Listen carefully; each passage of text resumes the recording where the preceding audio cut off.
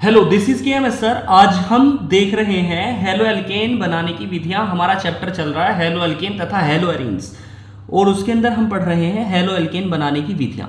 Halo alkane का मतलब मैं आपको जनरली बता दूं, आपने पिछले लेक्चर अगर नहीं देखे तो वो लेक्चर देख लें, आप इसके बाद जंप करें। यहाँ पे हेलो का मतलब वैसे होता है FCl Bri, यानी कि फ्लोरीन, क्लोरीन, ब्रोमीन, आयोडीन।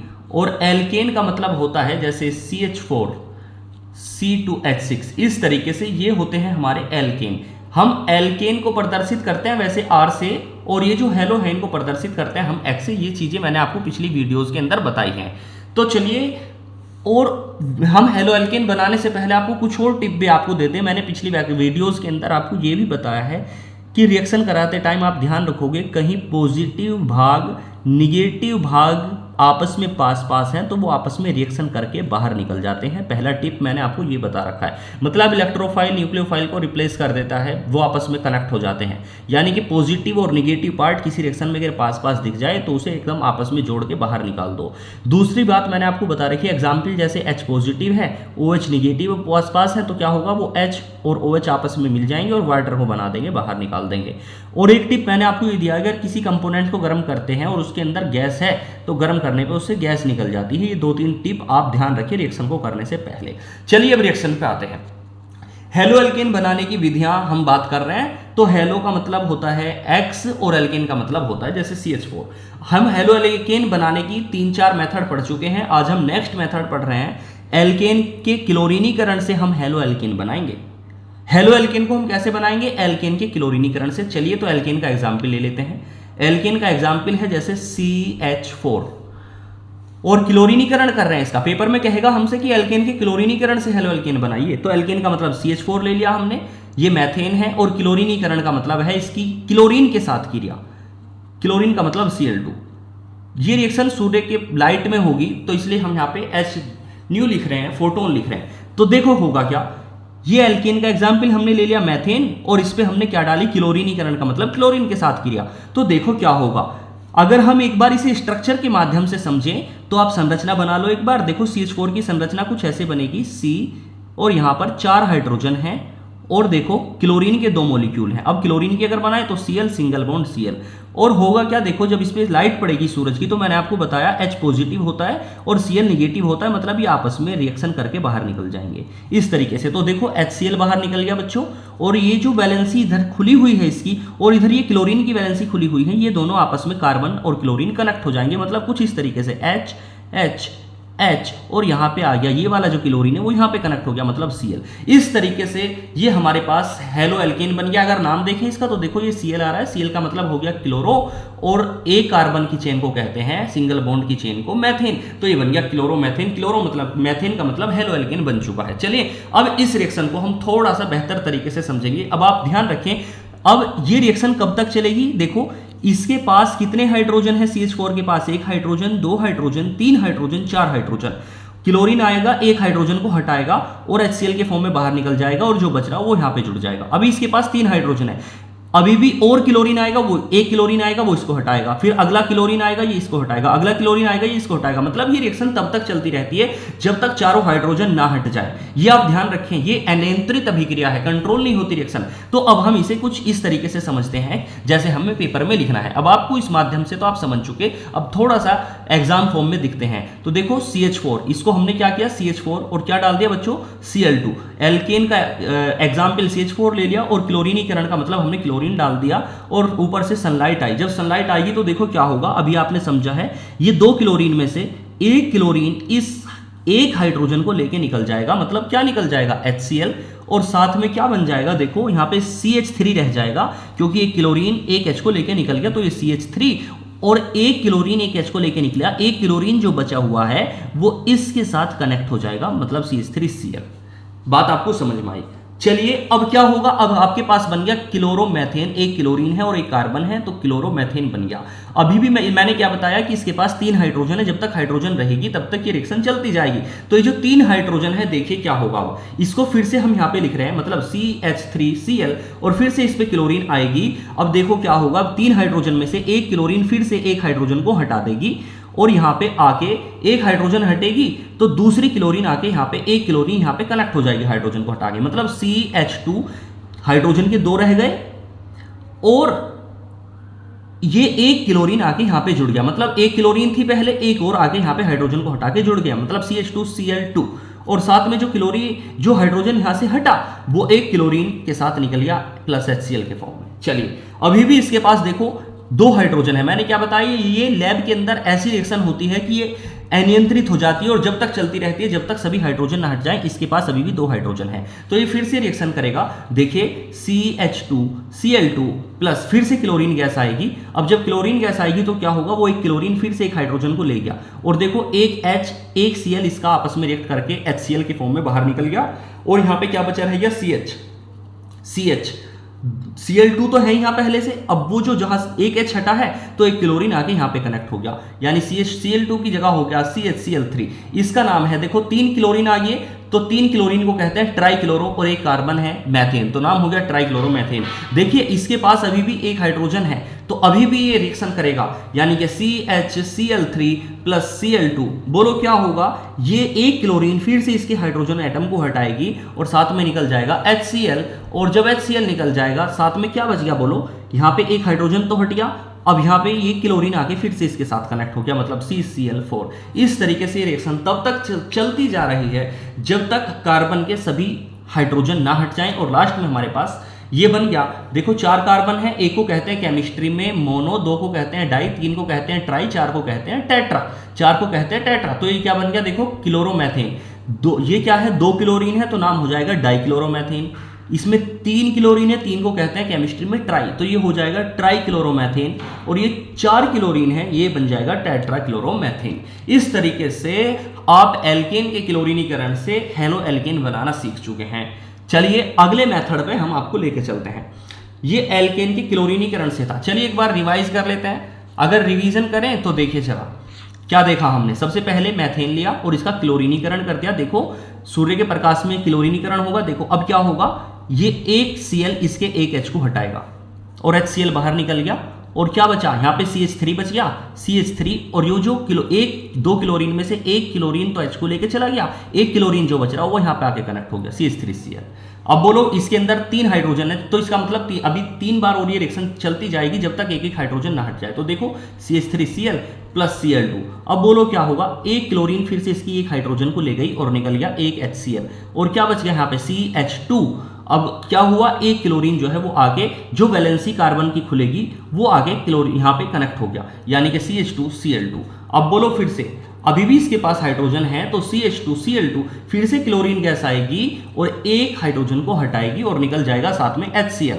अब HCl तो निकल गया, क्या बचा बोलो, एक H बच गया केवल CH और एक क्लोरीन आके वो इसमें समा गया जहां से हाइड्रोजन हटा, मतलब कार्बन के पास से एक हाइड्रोजन हटा तो वो क्लोरीन आके पूरा कर दिया CHCl3। अभी भी इसके पास एक हाइड्रोजन है तो CHCl3 फिर से क्लोरीन आएगी और इस हाइड्रोजन को हटाएगी और जब हटाएगी तो क्या होगा बोलो, एक H एक Cl के साथ बाहर निकल जाएगा और साथ में बन जाएगा यहाँ पे एक कार्बन की एक वैलेंसी हटी है तो आके क्लोरीन जो है वो उसे पूरा कर देगा CCl4। इस तरीके से आप बार बार इनकी प्रैक्टिस करेंगे तो आप इसे बेहतर कर पाएंगे।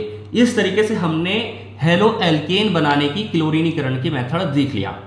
अगले मेथड पे हम चलते हैं, हेलोजन के विनिमय से, मतलब हेलोजन के विनिमय से एक्सचेंज होगा यहाँ पे हेलोजन का। एग्जाम्पल ले रहे हैं, चलिए हमने ले लिया जैसे CH3Br, ये एक हेलो एल्केन है और इसकी रिएक्शन हमने करा दी NaI के साथ। जब NaI के साथ हम रिएक्शन कराएंगे आपको पता है Na अगर हमारे पास क्या होगा, हेलोजन विनिमय का मतलब ये जो Br है विनिमय का मतलब हो गया कि बदल गया, एक्सचेंज हो गया। ये Br तो इस I की जगह पे चला जाएगा और ये I जो है इस Br की जगह पे चला जाएगा। मतलब क्या समझे, देखो CH3 ये I यहाँ पे आ गया प्लस ये जो Na है ये Br के पास पहुंच गया NaBr। बस क्या हुआ इस रिएक्शन में, बस हेलोजन का विनिमय हो गया। तो इस रिएक्शन को कहते हैं हम हेलोजन विनिमय अभिक्रिया, या इसका एक और नाम होता है और वो नाम है बच्चों फिंकेल्स्टाइन अभिक्रिया। इसको हम फिंकेल्स्टाइन अभिक्रिया के नाम से भी जानते हैं। तो इसके अंदर पेपर में क्या लिखोगे अगर फिंकेल्स्टाइन अभिक्रिया आया बनाने के लिए, या हैलोजन के विनिमय से कैसे बनाओगे, तो हमने क्या ले लिया, एल्किल हैलाइड ले लिया CH3Br और यहां पे ले रहे हैं NaI। मतलब ऐसा क्यों हो रहा, अब ये इसका विनिमय कर देगा, आपको पता है NaBr जो है वो बनेगा, मतलब NaI से जो आयोडीन है उसको ब्रोमीन हटा रहा है। अब ऐसा क्यों हो रहा है, क्योंकि NaI की तुलना में NaBr ज्यादा मजबूत बॉन्ड बनाएगा, इसलिए वो वहां पे बनना पसंद कर रहा है। मतलब क्या हो रहा है कि ये Br I को हटा गया और यहाँ पे खुद जुड़ गया। चलो, तो थ्योरी क्या लिखोगे, जब एल्किल ब्रोमाइड की क्रिया सोडियम आयोडाइड के साथ कराई जाती है तो एल्किल आयोडाइड बनता है। इस अभिक्रिया को फिंकेल्स्टाइन अभिक्रिया कहते हैं। एग्जाम्पल हमने दे दिया। इसके बाद अगला मेथड हम देख रहे हैं, नेक्स्ट मेथड, ये पांचवा मेथड था। छठा मेथड हम देखेंगे स्वार्ट्स अभिक्रिया से। स्वार्ट्स अभिक्रिया ये कहती है कि आप एल्किल हैलाइड लीजिए, एल्किल हैलाइड जैसे CH3Br, और उसकी रिएक्शन करा दो धातु फ्लोराइड के साथ। धातु फ्लोराइड जैसे कि AgF के साथ जब हमने रिएक्शन कराया तो इसमें भी विनिमय हो जाएगा। मतलब क्या होगा, हैलोजन विनिमय में तो हम सोडियम आयोडाइड ले रहे हैं, और स्वार्ट्स अभिक्रिया में मतलब फिंकेल्स्टाइन अभिक्रिया में तो हमने जो एल्किल ब्रोमाइड लिया उसके साथ किसकी रिएक्शन करा रहे हैं, सोडियम आयोडाइड की। स्वार्ट्स अभिक्रिया ये कहती है जो एल्किल ब्रोमाइड आप ले रहे हो उसकी रिएक्शन एल्किल फ्लोराइड के साथ कराओ, धातु फ्लोराइड के साथ कराओ जैसे AgF के साथ। अब क्या होगा, बस विनिमय करा दो, इसको यहाँ पे पहुंचा दो, इसको यहाँ पे पहुंचा दो, क्या बन जाएगा बोलो, CH3F, और साथ में क्या बन गया, Ag के पास पहुंच गया है Br, AgBr। इस रिएक्शन को हम कहेंगे स्वार्ट्स अभिक्रिया। तो जब एल्किल ब्रोमाइड की क्रिया किसी धातु फ्लोराइड के साथ कराई जाती है तो क्या बनता है, एल्किल फ्लोराइड बनता है। इस अभिक्रिया को स्वार्ट्स अभिक्रिया कहते हैं। इस तरीके से ये मेथड भी कंप्लीट हो गया। लास्ट रिएक्शन हम देख रहे हैं हुन्स-डीकर अभिक्रिया। हुन्स-डीकर अभिक्रिया, हुन्स-डीकर अभिक्रिया के अंदर देखो आपको क्या लेना है, वसा अम्लों के सिल्वर लवण ले लो। हुन्स-डीकर अभिक्रिया ये कहते हैं कि वसा अम्लों के सिल्वर लवण लीजिए। वसा अम्लों के सिल्वर लवण का मतलब होता है, देखिए लवण, वसा अम्लों के जो लवण होता है, पहली बात आप ये ध्यान रखें कि वसा अम्लों के लवण का मतलब होता है जैसे RCOO, ये है RCOO-, ये वसा अम्लों के लवण है, और सिल्वर का मतलब होता है Ag+। तो ये वसा अम्लों के सिल्वर लवण का सूत्र बन गया RCOOAg। अगर R का मान रखते, मैंने आपको बताया है R का मतलब हो सकता है जैसे CH3 रख दिया हमने R का मान, और ये ऐसे ही COOAg, इस तरीके से। और हुन्स-डीकर रिएक्शन क्या कहती है, वसा अम्लों के सिल्वर लवण की क्रिया ब्रोमीन के साथ कराते हैं कार्बन CCl4 की उपस्थिति में, तो हमारे पास हेलो एल्केन बन जाएगी। देखिए हमने क्या ले लिया, ये वसा अम्लों के सिल्वर लवण है, ये वसा अम्ल है और ये सिल्वर लवण हो गए वसा अम्लों के। इसकी रिएक्शन हमने किसके साथ कराई, ब्रोमीन के साथ। किसकी उपस्थिति में करा रहे हैं, CCl4 की उपस्थिति में। अब मैंने आपको क्या बताया है, जब कोई ऐसी रिएक्शन होती है जिसके अंदर गैस होती है, गैस का मतलब जैसे CO2 आ जाए, O2 आ जाए, इस तरीके से, तो वो बाहर निकल जाते हैं तुरंत। जब इसको हम हीट करेंगे तो देखिए क्या होगा, इसके अंदर जो ये गैस है CO2 ये बाहर निकल गई इस तरीके से। अब बोलो क्या बचा, ये जो बाहर निकल गई, इधर दो ब्रोमीन है, ब्रोमीन निगेटिव है। अब ये निगेटिव भाग इधर एक पॉजिटिव के पास चला जाएगा, एक भाग इसके पास चला जाएगा। मतलब क्या बन गया, CH3, 2 Br में से 1 Br यहाँ पे, प्लस ये जो Ag बच रहा है, एक इसके पास चला गया AgBr, और उधर CO2 आपका निकल गया। तो इस तरीके से हमने हेलो एल्केन बनाने के सारे मेथड्स को देख लिया है। चलिए, अब जो आज हमने क्लास ली, इस क्लास के अंदर जितने भी मेथड से हमने हेलो एल्केन को बनाया, उन सभी मेथड को एक बार हम रिवाइज कर लेते हैं। तो चलिए देखें, बोलो सबसे पहले हमने क्या देखा, सबसे पहले हमने देखा एल्केन के पहले मेथड से। आज हमने देखा एल्केन के क्लोरीनीकरण से, एल्केन के क्लोरीनीकरण से, एल्केन की क्लोरीनीकरण से बोलो क्या ले रहे हैं एग्जाम्पल। एल्केन का मतलब CH4, क्लोरीनीकरण का मतलब हो गया Cl2। क्या होगा, ये एक H एक Cl को लेके बाहर निकल जाएगा, HCl बाहर निकल गया और साथ में बन गया CH3Cl। अभी भी इसके पास 3 हाइड्रोजन है, मतलब 3 बार और ये रिएक्शन कर जाएगा। CH3Cl फिर से क्लोरीन गैस आएगी और इस पे अटैक करेगी, और बोलो क्या होगा, एक HCl फिर से बाहर निकल जाएगा और साथ में ये बच गया CH2, और ये एक Cl पहले से है, एक Cl और कनेक्ट हो गया Cl2। अभी भी इसके पास 2 हाइड्रोजन है, तो CH2 Cl2 फिर से क्लोरीन गैस आएगी और रिएक्शन कर जाएगी, और इस हाइड्रोजन को फिर से हटा गया, HCl निकल गया और क्या बचा CHH, और एक क्लोरीन आके यहाँ पे फिर से ऐड हो गया Cl3। इस तरीके से अभी भी इसके पास एक हाइड्रोजन है, तो CHCl3 ये रिएक्शन कर गया क्लोरीन के साथ। बोलो क्या बना हमारे पास, एक हाइड्रोजन को ये फिर से हटा गया HCl, और यहाँ पे 3 क्लोरीन की बजाय 1 क्लोरीन जो बच रहा है वो और कनेक्ट हो गया, 4 क्लोरीन हो गए। इस तरीके से पहले मेथड से हमने हेलोएल्केन को बनाया। आगे चलिए, मैंने बताया रिएक्शन सूर्य के प्रकाश की उपस्थिति में होती है। तो एल्केन के क्लोरीनीकरण के बाद अगला मेथड हमने कौन सा देखा? फिंकेल्स्टाइन अभिक्रिया। फिंकेल्स्टाइन अभिक्रिया, और मैंने बताया कि इसको हम हैलोजन विनिमय भी कहते हैं। तो क्या करेंगे बोलो? हैलोजन विनिमय के अंदर हम एल्किल ब्रोमाइड लिया हमने और किसके साथ रिएक्शन कराई? NaI के साथ। अब बोलो क्या होगा? बस हैलोजन का विनिमय करा दो, इसको इधर इंटरचेंजिंग करा दो, मतलब CH3 के पास पहुंच गया I और साथ में हमारे पास बन गया Na के पास चला जाता है Br, NaBr। इस रिएक्शन को हम कहेंगे फिंकेल्स्टाइन अभिक्रिया, क्योंकि इसमें हैलोजन का विनिमय हो रहा है। इसके बाद अगला मेथड मैंने क्या बताया? श्वार्ट्ज अभिक्रिया। श्वार्ट्ज अभिक्रिया के अंदर हम क्या ले रहे हैं? सेम इसको ही ले रहे हैं, CH3Br। बस फर्क क्या है? यहाँ पे NaI की जगह हम क्या ले रहे हैं? धातु फ्लोराइड को, AgF को हमने लिया। अब बोलो क्या होगा? एक्सचेंज हो गया फिर से, और ये बन गया हमारे पास CH3, और यहाँ पर चला गया है Ag के साथ Br, CH3Br, और साथ में ये यहाँ पे आ गया F, यानी कि CH3F। आगे चलिए, इसके बाद इस तरीके से रिएक्शन होगी। लास्ट में मैंने बताया हुंस-डीकर अभिक्रिया। हुंस-डीकर अभिक्रिया में हम क्या ले रहे हैं? हुंस-डीकर अभिक्रिया में हमने लिया वसाम्लों के सिल्वर लवण, यानी कि ये वसाम्ल हो गए RC डबल, और सिल्वर लवण का मतलब इसमें सिल्वर जोड़ दिया। ये वसाम्लों के सिल्वर लवण हो गए। इसकी रिएक्शन हमने कराई ब्रोमीन के साथ, किसकी उपस्थिति में? CCl4 की उपस्थिति में। तो क्या होगा बच्चों? जब हीट करते हैं हल्का सा, मैंने बताया कहीं भी गैस होती है वो बाहर निकल जाती है, मतलब CO2 बाहर निकल गई। अब जो 2 ब्रोमीन बच रहे हैं वो इसके साथ, एक पॉजिटिव के साथ जुड़ गया, एक इस पॉजिटिव के साथ जुड़ गया, मतलब बन गया CH3Br, और साथ में बन जाता है AgBr। इस तरीके से इतनी क्लास आज हमने देखी। और इस रिएक्शन को अगर हुंस-डीकर रिएक्शन पे टिप्पणी करने के लिए आएगी तो आप लिखेंगे जब वसाम्लों के सिल्वर लवण की क्रिया CCl4 की उपस्थिति में ब्रोमीन के साथ कराई जाती है तो एल्किल ब्रोमाइड बनता है। इस अभिक्रिया को हुंस-डीकर अभिक्रिया कहते हैं। तो हेलोएल्केन बनाने की विधियां खत्म हो चुकी हैं। इसके बाद हम जान रहे हैं अगली बात हेलोएल्केन के भौतिक गुण, और उसके बाद हम पढ़ेंगे हेलोएल्केन के रासायनिक गुण। तो अगर देखें हेलोएल्केन के भौतिक गुण क्या होते हैं, तो भौतिक गुण के अंदर सबसे पहली बात हम कर लेते हैं अवस्था की, कि इसकी अवस्था कैसी होती है, हेलोएल्केन क्या होते हैं। तो आपको बता दें कि हेलोएल्केन के जो निम्न सदस्य होते हैं, मतलब छोटी हेलोएल्केन, 1 कार्बन की, 2 कार्बन की, 3 कार्बन की, इस तरीके से छोटी हेलोएल्केन के जो सदस्य होते हैं वो गैस होते हैं। ठीक है, जैसे हमारे पास लिख रहा है CH3Br, इस तरीके की चीजें। जो छोटे हेलोएल्केन के सदस्य होते हैं, निम्न सदस्य गैस होते हैं। जो उच्च सदस्य होते हैं वो द्रव होंगे, पानी की तरह होंगे, वो द्रव होंगे। तो हेलोएल्केन के अंदर, हेलोएल्केन के भौतिक गुण में अगर अवस्था देखें तो आप लिखेंगे हेलोएल्केन के निम्न सदस्य गैस होते हैं और उच्च सदस्य द्रव होते हैं। आगे बात करें इसके बाद, अगर गंध देखें हेलोएल्केन में से कैसी खुशबू आती है, तो हेलोएल्केन में से गंध आती है, हल्की गंध आती है, मतलब अच्छी गंध होती है। इतना लिख देंगे, हल्की गंध आती है, और कोष्ठ में कर लेंगे सुगंध, हल्की सी सुगंध आती है, अच्छी खुशबू आती है। तीसरी बात, अगर हेलोएल्केन के हम क्वथनांक की बात करें, क्वथनांक का मतलब होता है उबलना, किसी चीज का सामान्य टेम्परेचर पर उबल जाना। तो क्वथनांक मतलब कितनी देर में उबलते हैं क्वथनांक, और कैसे होते हैं क्वथनांक इनके। तो देखिए हेलोएल्केन के जो क्वथनांक होते हैं वो एल्केन से ज्यादा होते हैं, एल्केन से ज्यादा होते हैं। और जैसे जैसे कार्बन बढ़ते हैं, कार्बन बढ़ने पर हेलोएल्केन के क्वथनांक भी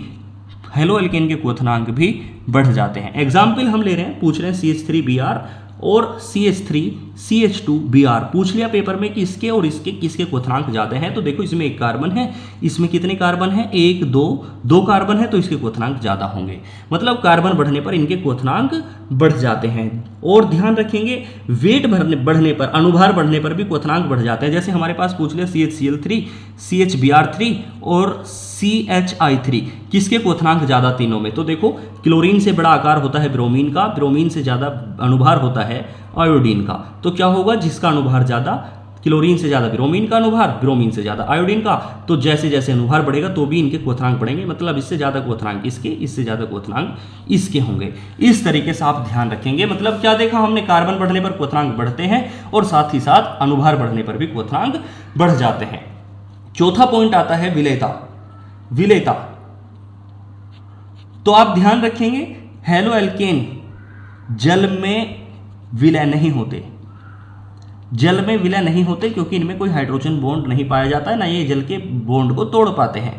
जबकि कार्बनिक विलायकों में अगर देखें, कार्बनिक विलायकों में जो हेलो एल्केन है वो विलय होते हैं। इस तरीके से हमने हेलो एल्केन के भौतिक गुण के बारे में जान लिया। बोलो तो हेलो एल्केन के भौतिक गुण कैसे होते हैं, अवस्था बताओ कैसी, निम्न सदस्य गैस और उच्च सदस्य द्रव होते हैं। गंध कैसी गंध आती है, हल्की गंध आती है, सुगंध आती है। अब बात करें क्वथनांक की, तो क्वथनांक एल्केन से ज्यादा होता है और कार्बन बढ़ने पर इनके क्वथनांक बढ़ जाते हैं। जैसे इसमें एक कार्बन है, इसमें 2 कार्बन है, तो इसके क्वथनांक ज्यादा होंगे और अनुभार बढ़ने पर भी क्वथनांक बढ़ते हैं। एग्जाम्पल हमने दे दिया, इससे ज्यादा अनुभार ब्रोमीन का, ब्रोमीन से ज्यादा आयोडीन का, मतलब अनुभार बढ़ रहा है तो इसके क्वथनांक बढ़ रहे हैं। अगला शब्द है विलेयता, तो ये जल में विलय नहीं होते हैं क्योंकि इनमें हाइड्रोजन बॉन्ड नहीं पाया जाता, और कार्बनिक विलायकों में विलय होते हैं, जैसे बेंजीन में, जैसे पेट्रोल में आदि में ये विलय हो जाते हैं।